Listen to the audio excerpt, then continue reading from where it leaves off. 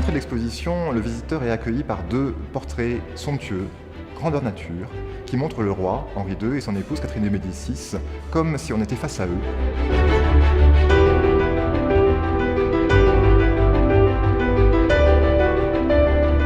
Principale résidence du roi, Saint-Germain-en-Laye est également l'endroit où Henri II décide d'installer à demeure ses enfants.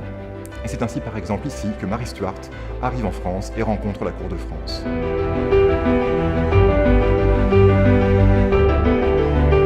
Il est difficile d'être le fils de François Ier, qui est une personnalité un peu écrasante. Il est également difficile d'être le mari de Catherine de Médicis, autour duquel une légende noire s'est peu à peu dessinée. Et Henri II est aujourd'hui un peu inconnu. Mais pourtant, ce fut un souverain remarquable qui a eu des actions militaires déjà tout à fait fortes.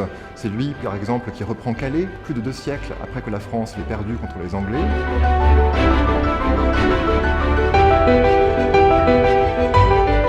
Le règne d'Henri II a vu à Saint-Germain-en-Laye un duel resté extrêmement fameux, durant lequel le baron de Jarnac a triomphé de son adversaire d'un coup d'épée que personne n'avait vu venir, d'où l'expression « le coup de Jarnac ».